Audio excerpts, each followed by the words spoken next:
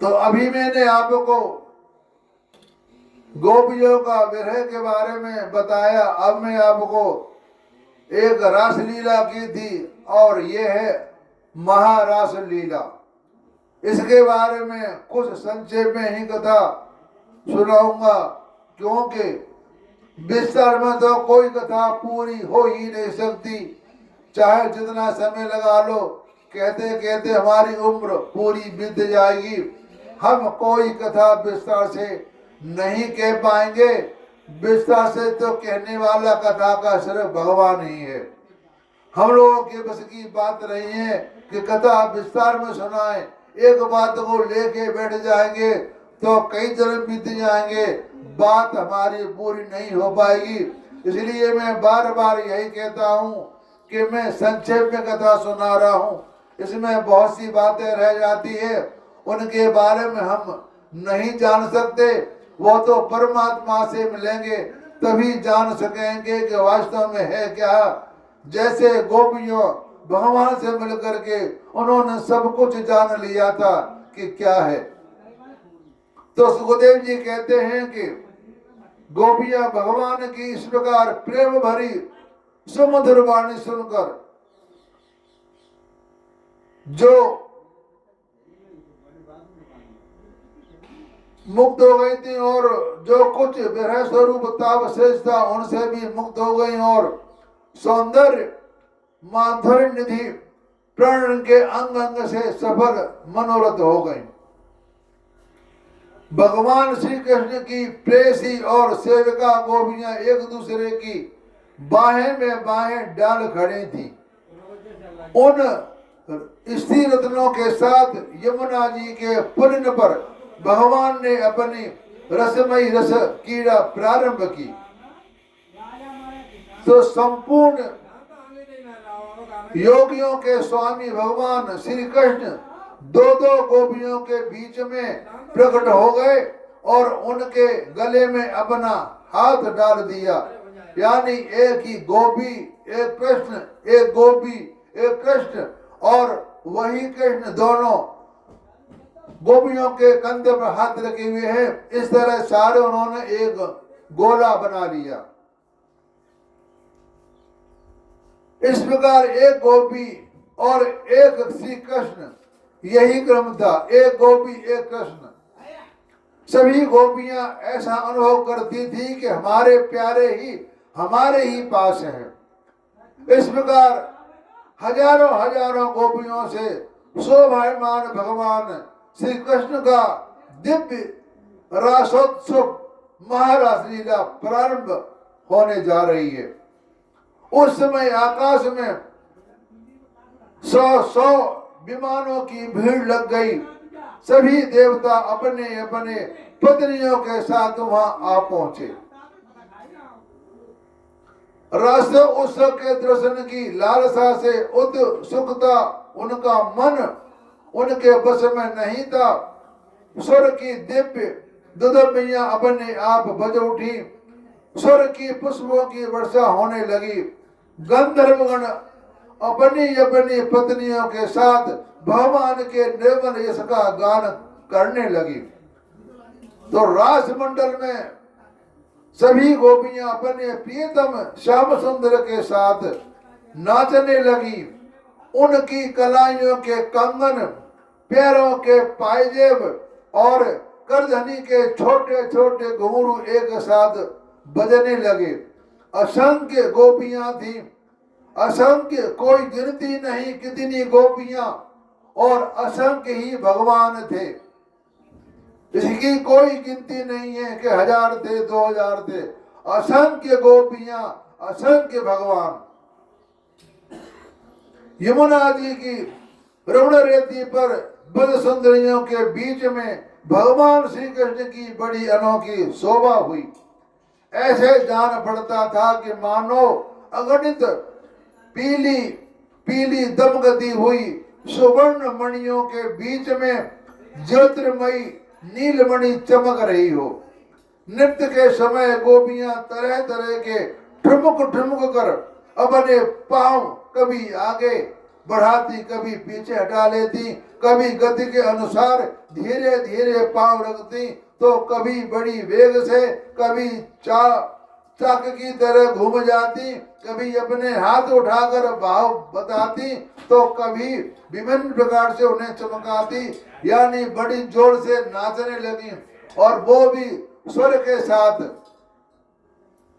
तो कभी बड़े कलरपूर्ण ढंग से मुस्कुराती, तो कभी भौहें मटकाती। नाचते नाचते उनकी पतली कमर ऐसे लचक जाती थी मानो टूट गई हो। तो झुकने के, बैठने से, उठने से, उनके चलने की फुर्ती से उनके बहुत सही हिल रहा था, तो कानों के कुंडल हिलकर कपोलों पर आ जाते थे। नाचने में परिश्रम से उनके मुंह पर पसीने की बूंदें आ जाती थी। इसे कहते हैं भारतनाट्यम। भारतनाट्यम जब औरतें डांस करती हैं तो बड़ा आशय का डांस करती हैं। उनके हाथ कहीं पैर, कहीं सर हिल रहा है तो कान नहीं हिल रहे, मतलब उनका एक एक अंग अलग अलग हिलता है और वो बड़े गजब का डांस करती हैं। ये दक्षिण भारत में किया जाता है। केसों की चोटियां कुछ ढीली पड़ गई थी। इस प्रकार नटवर नंदलाल की परम प्रेमियां गोपियां उनके साथ गाना गाकर नाच रही थी। उन्हें अपना होश नहीं था कि हम क्या कर रहे हैं। तो परिस्थिति उस समय ऐसा जान पड़ता था कि मानो बहुत से श्री कृष्ण और सांवले सांवले मेघ मंडल और उनके बीच बीच में चमकती हुई गोरी गोपियां बिजली हैं। उनकी शोभा असीम थी। गोपियों का जीवन भगवान की रति है, प्रेम है। वे श्री कृष्ण से सटकर नाचते नाचते ऊंचे स्वर से मधुर गान कर रही थी। तो श्री कृष्ण का संसर्ग पाकर और भी आनंदमय हो रही थी। उनके राग रागनियों के पूर्ण गान से यह सारा जगत अब भी गूंज रहा है। गाने गा रही थी रागों के साथ, ऐसे ही नहीं कि कहीं ऊट पटांग, रागों के साथ गाने गा रही थी। स्वर ताल में सारे संगीत बज रहा था और वो संगीत के साथ तरीके से अपने नाच रही थी और गाने भी गा रही थी। कोई गोपी भगवान के साथ उनके स्वर में लाकर गा रही थी और श्री कृष्ण के स्वर की अपेक्षा और भी जैसे स्वर से राग अलापने लगी, उसके विलक्षण और उत्तम स्वर को सुनकर ही बहुत ही प्रसन्न हुए हैं। रागों का समय होता है, रात का राग अलग, दिन का रात अलग, दोपहर का अलग। तो वे जब सभी राग गा रहे थे, वे समय के अनुसार राग को गा रहे थे। दिन था तो दिन का रात, रात था तो रात का, और मध्यकाल था तो मध्यकाल। ऐसे वो समय के अनुसार रागों के स्वर में गाने गा रहे थे। उसी रागों को एक दूसरे सखी ने ध्रुपद में गया। ध्रुपद पद कहते हैं, जो संगीत बजाते हैं वो जानते हैं ध्रुपद पद क्या होता है। और उसका भी भगवान ने बहुत सम्मान किया। तो ये मान लो जो हम संगीत बजाते हैं न, जो भगवान खुश होते हैं। क्यों खुश होते हैं? कि भगवान इसी राग में मस्त रहते हैं। इसलिए हमको भी गुणगान भगवान का करना चाहिए। गाना गाएंगे तो भगवान खुश होंगे। यही कलयुग की रीत चली आई है कि हम गाना गाएंगे तो भगवान खुश होंगे। क्योंकि गाना गा करके गोपियों ने भगवान को खुश किया था। एक गोपी नृत्य करते करते थक गई। उसकी कलाइयों में कंगन और चोटियों से बेला के फूल खिसकने लगे। तब उसने अपने बगल में ही बड़ी मुरली मनोहर श्याम सुंदर के कंधे को अपनी मां से कसकर पकड़ लिया। भगवान श्री कृष्ण ने अपना एक हाथ दूसरी गोपी के कंधे पर रखा था। यह सुबह से कमल के समान सुगंध से युक्त था। उस पर बड़ा सुगंध का चंदन का लेप भी था। उसकी सुगंध से वह गोपी पुलकित हो गई और उसके रोम रोम खिल उठा। उसने झटके से उसे चूम लिया। एक गोपी श्रृंगार नृत्य कर रही थी, नाचने के कारण उसके कुंडल हिल रहे थे, उनकी छटा के उसके कपोल और भी चमक रहे थे, और उसने अपने कपोलों को भगवान श्री कृष्ण के कपोलों से छटा दिया और भगवान ने उसके मुंह से अपना चबाया हुआ पान दे दिया। कोई गोपी न्यू पर अग्रधनी के घुंघराले झनकराती हुई नाच और गा रही थी। वो जब बहुत थक गई तो अपने अपने बगल में ही खड़े श्याम सुंदर के शीतल कर कमल को अपने दोनों को आराम कर रही बिता रही थी। उन्हें कुछ पता नहीं, इतनी मस्त हो गई नाच में कि हम क्या कर रहे हैं उन्हें कुछ पता नहीं, किसी को कुछ होश नहीं रहा। तो परीक्षित गोपियों का सौभाग्य लक्ष्मी जी ने भी से भी बढ़कर है। बताओ, गोपियों का भाग्य हमारी लक्ष्मी से भी ज्यादा बता दिया है कि लक्ष्मी से भी बढ़कर भाग्य गोपिकाओं का था। और यहाँ आजकल के लोग गोपिकाओं को कितना लांछन लगाते हैं। अरे कुछ समझ जाओ भैया, इतना लांछन मत लगाओ, बात को सोचो समझो तब बात को कहो, ऐसे ही बातें मत फेंक दिया करो। तो प्रियतम एकांत वल्लभ भगवान श्री कृष्ण को अपने परम प्रियतम के रूप में पाकर गोपियां गान करती हुई उनके साथ विहार करने लगी। भगवान श्री कृष्ण ने उनके गले को अपने भुजा साप में बांध रखा था। उस समय गोपियों की बड़ी अपूर्व शोभा थी। कहने का तात्पर्य यह भी है कि जब भगवान हमारा हाथ पकड़ लेता है तो फिर उसका वो साथ नहीं छोड़ता, उसको अपने साथ रखता है। हम भगवान का हाथ पकड़ेंगे तो वो कभी भी हाथ छुड़ा करके भाग जाएगा, लेकिन जब भगवान हमारा हाथ पकड़ेगा तो हम कहीं भी नहीं भाग सकते, हम भगवान के साथ ही रहेंगे। ऐसे ही भगवान कृष्ण ने गोपिकाओं का हाथ पकड़ रखा था, वो कहीं नहीं जा सकती, वो भगवान में ही लीन रहेंगी। तो वे रास मंडल में भगवान श्री कृष्ण के साथ नृत्य कर रही थी और उनके कंगन और पायजों के बाजे बज रहे थे। भौरे उनके तार सुर में अपना सुर मिलाकर गा रहे थे, यानी भौरे में आ गए, भौरे अपने स्वर में गाना गुंजार कर रहे थे। उनके जोड़े तथा चोटियों से गुदे हुए फूल गिरते जा रहे थे।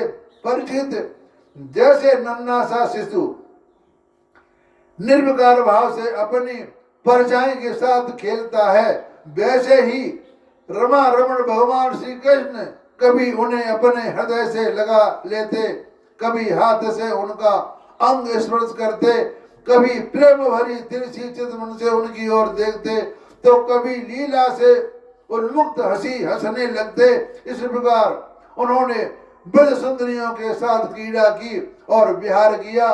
परीक्षित भगवान के अंगों का संस्पर्श प्राप्त करके गोपियों ने इतने प्रेम और आनंद से बेर हो गई तो उनके केस बिखर गए, फूलों के हार टूट गए और गहने अस्त व्यस्त हो गए। वे अपने केस वस्त्र और कांचुरी की भी पूर्णतया संभालने में असमर्थ हो गए। भगवान श्री कृष्ण की यह रास क्रीड़ा देखकर स्वर की देवांगनाएं भी मिलने की कामना से मोहित हो गई और समस्त तारों तथा ग्रहों के साथ चंद्रमा चकित विस्मित हो गए। परीक्षित यद्यपि भगवान आत्मा राम है, उन्हें अपने अतिरिक्त और किसी को भी आवश्यकता नहीं, फिर भी उन्होंने जितनी गोपियां थी उतने ही रूप धारण किए और खेल खेल में उनके साथ इस प्रकार विहार किया।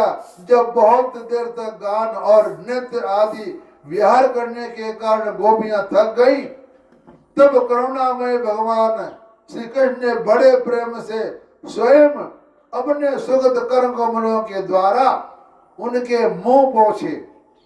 परिचित भगवान कर कमल और नख स्पर्श से गोपियों का बड़ा आनंद हुआ। उन्होंने अपने उन कमलों के सौंदर्य से, जिन पर सोने के कुंडल झिलमिला रहे थे और घुंघराले अलगें लटक रही थी, तथा उस प्रेम भरी चितवन से जो सुधा से भी मीठी, मुस्कान से भी उज्जवल हो रही थी, भगवान श्री कृष्ण का सम्मान किया और प्रभु का परम पवित्र लीलाओं का गान करने लगी। कहते हैं कि आज भी वृंदावन में रास लीला होती है।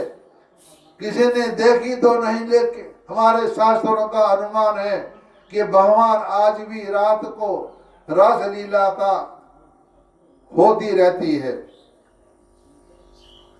इसके बाद जैसे थका हुआ गजराज किनारों को तोड़ता हुआ हथनियों के साथ जल में घुसे कीड़ा करता है, वैसे ही लोक और वेद की मर्यादा का अतिक्रमण करने वाले भगवान ने अपने थकान दूर करने के लिए गोपियों के साथ जल क्रीड़ा करने के उद्देश्य से यमुना के जल में प्रवेश किया।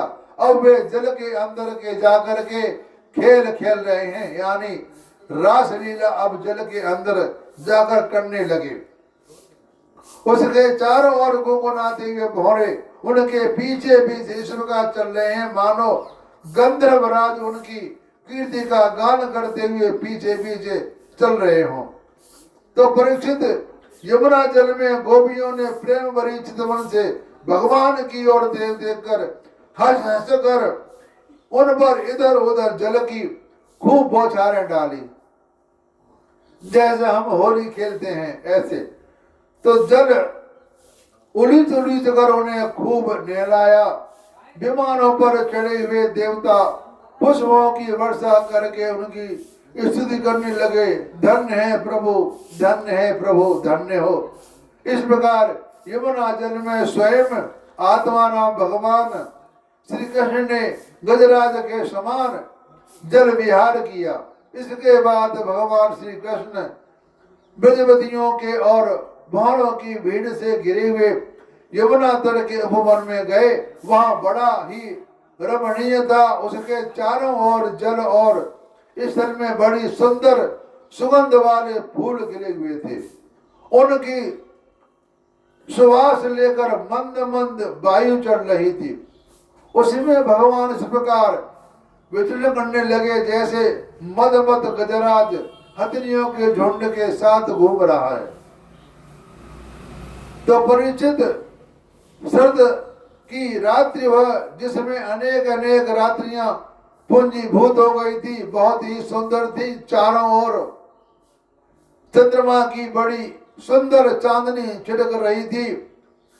काव्यों में शरद ऋतु की जिन रस राम सामग्रियों का वर्णन मिलता है, उन सभी से वह युक्त थी। उसमें भगवान श्री कृष्ण ने अपनी प्रेसी गोपियों के साथ यमुना के पुत्र यमुना जी और उनके भुवन में विहार किया। यह बात याद रखनी चाहिए कि भगवान सत्य संकल्प है। यह सब उनके चिन्मय संकल्प की ही चिन्मयी लीला है और उन्होंने इस लीला को, काम भाव को, उसकी चेष्टाओं को तथा उन्होंने इस लीला में काम भाव को, उसकी चेष्टाओं को तथा उसकी क्रिया को सर्वथा अपने अधीन कर रखा था।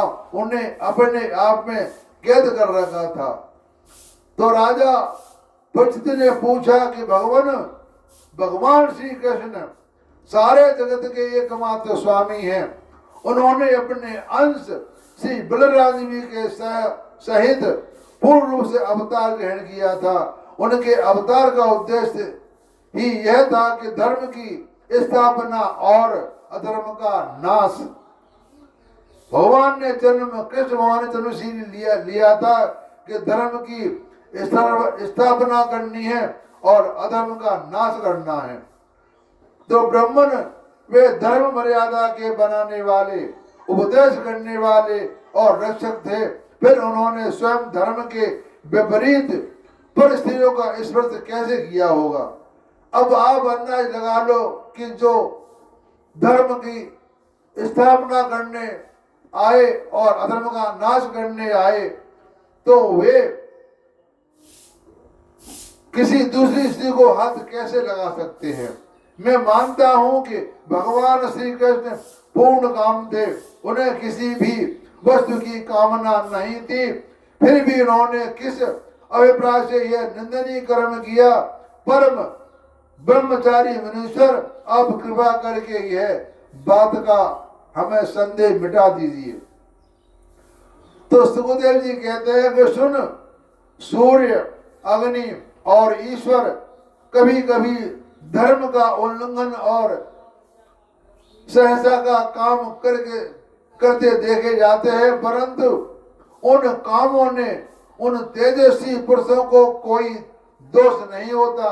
देखो, अग्नि सब कुछ खा जाता है, जब अग्नि होती है वह सब कुछ खा जाता है, बिस्टा हो, लकड़ी हो, सोना हो, चांदी हो, कुछ भी हो, अग्नि सबको खा जाती है, परंतु उन पदार्थों के दोष से लिप्त नहीं होता, लेकिन उसको कोई दोष नहीं लगता।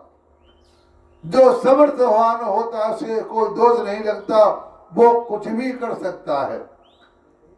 जिन लोगों ने ऐसी सामर्थ्य नहीं, उन्हें मन से भी वैसी बात कभी नहीं सोचनी चाहिए। शरीर से करता तो दूर रहा, यदि मूर्खतावश कोई ऐसा काम कर बैठे तो उसका नाश हो जाता। भगवान शंकर ने हरा हल विष पी लिया था, दूसरा कोई विष पिए तो जलकर भस्म हो जाता। इसलिए इस प्रकार के शंकर आदि ईश्वर हैं। ऐसे ही एक छोटी सी कहानी है कि कोई राजा महाराजा था काशी में, तो एक पंडित जी वहां उनकी पूजा कराने गए और उनकी पूजा पाठ करा दिया। तो पंडित जी कहते हैं कि बेटा, तुम तो बहुत बड़े सामर्थ्यवान हो, तुम कुछ भी कर सकते हो। उन्होंने कहा कि मैं सामर्थ्यवान हूं, मैं कुछ भी कर सकता हूं। कि हाँ बेटा, तुम कुछ भी कर सकते हो, तुम सामर्थ्यवान हो। तो वो राजा बोला कि पंडित जी, मेरी शादी मेरी लड़की से करा दो। पंडित बड़े अचंभे में पड़ गए। तो राजा ने कहा, क्यों भाई, अब क्या हो गया तुम्हें? तुम्हें साम सुन गए? मैं तो सामर्थ्यवान हूं ना, मेरी शादी लड़की से करा दो।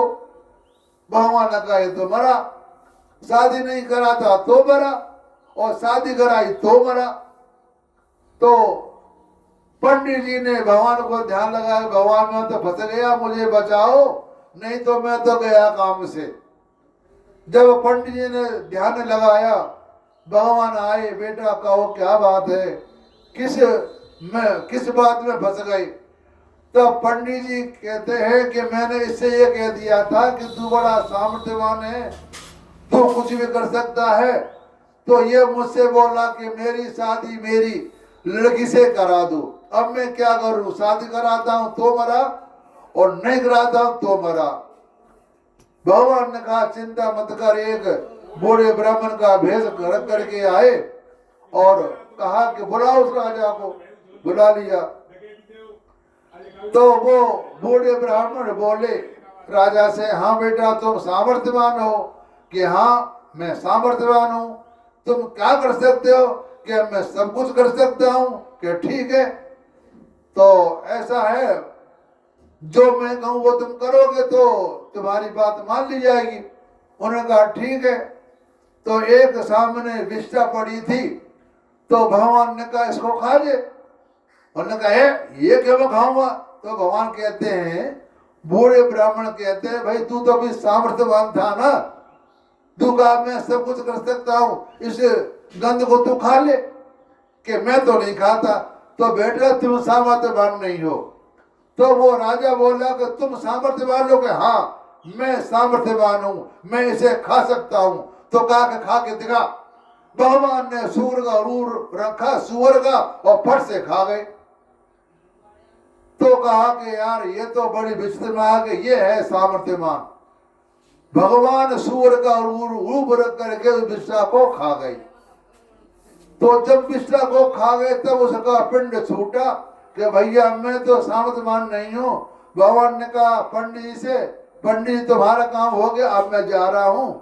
अब ऐसी आगे बात है, सोच समझ करके कहा करो, नहीं लोग पीछे बढ़ जाते हैं। तो सामर्थ्यवान को यह है, सामर्थ्यवान हमारे गंध के अंदर भी बैठा हुआ है, एक फूल के अंदर भी बैठा हुआ। हम यह ऐसा नहीं कर सकते, हम गंध में नहीं बैठ सकते। एक मिनट में बैठेंगे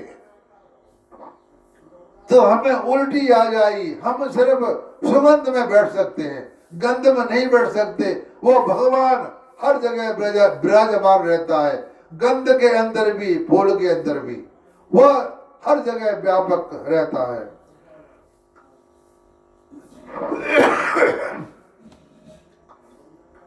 तो शुभ कर्म करने में उनका कोई सांसारिक स्वार्थ नहीं होता और अशुभ कर्म करने में अनर्थ नहीं होता। जब उन्हीं के संबंध में ऐसी बात है, तब जो पशु पक्षी मनुष्य देवता आदि समस्त चराचर जीवों के एकमात्र प्रभु सर्वेश्वर भगवान है, उनके साथ मानवीय शुभ और अशुभ का संबंध कैसे जोड़ा जा सकता है। जिनके चरण कमलों के रज का सेवन करके भक्तजन तृप्त हो जाते हैं, जिनके साथ योग प्राप्त करके, योग कहते हैं जोड़ को, प्लस होता प्लस, एक होता माइनस, एक होता प्लस। प्लस का मतलब घटाना और जोड़, धन का मतलब होता है जोड़ना और मानस का मतलब होता है घटाना। तो योग कहते हैं एक धन को, धन कहते हैं दोनों चीजों का, दोनों का मिलन करना, उसे कहते हैं योग क्रिया। भगवान और इंसान के योग क्रिया शिव कहते हैं कि हम भगवान को उनसे मिलने जा रहे हैं, उसे कहते हैं योग क्रिया। तो अपने सारे कर्म बंधन काट डालते हैं और विचारशील ज्ञानी जन जिनके तत्व का विचार करके तत्व स्वरूप हो जाते हैं तथा समस्त कर्म बंधन से मुक्त होकर स्वतंत्र विचरते हैं, वे ही भगवान अपने भक्तों की इच्छा से अपना चिन्मय से विग्रह करते हैं। तब भला उनमें कर्म बंधन की कल्पना कैसे हो सकती है। तो गोपियों के, उनके पतियों के और संपूर्ण शरीरधारियों के अंतःकरण में जो आत्मा नाम से विराजमान हो, सबके साक्षी और परम पति हैं, वही तो अपना दिव्य चिन्मय श्री विग्रह करके यह लीला कर रहे हैं। भगवान जीवों पर कृपा करने के लिए अपने को मनुष्य रूप में प्रकट करते हैं और ऐसी लीलाएं करते हैं जिन्हें सुनकर जीव भगवत परायण हो जाए। ब्रजवासी गोपियों ने भगवान श्री कृष्ण में तनिक भी दोष बुद्धि नहीं, उनमें कोई दोष नहीं निकाल सकता, उनमें कोई दोष नहीं। वे उनकी योग माया से मोहित होकर ऐसा समझ रहे थे कि हमारे पत्नियां हमारे पास ही हैं। ब्रह्मा जी की रात्रि के बराबर वह रात्रि बीत गई, ब्रह्म मुहूर्त आया। यद्यपि गोपियों की इच्छा अपने घर लौटने की नहीं थी, फिर भी भगवान श्री कृष्ण ने आज्ञा से वे बने बने घर चली गई, क्योंकि वे अपना प्रत्येक चेष्टा के प्रत्येक संकल्प से केवल भगवान को ही प्रसन्न करना चाहती थी। तो परिचित जो धीर पुरुष